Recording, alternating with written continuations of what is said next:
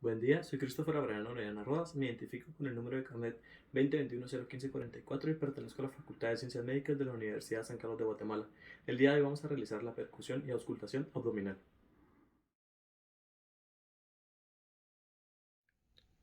Comenzamos con el paciente en posición supino. Para la auscultación de ruidos hidroaéreos lo hacemos durante 1 minuto. Estos podrían encontrarse aumentados con una obstrucción intestinal y en una diarrea aguda, o también los podremos encontrar disminuidos en una peritonitis. Seguido con la exploración física del paciente, en la percusión vamos a evaluar las dimensiones de los órganos abdominales, como el hígado o el vaso.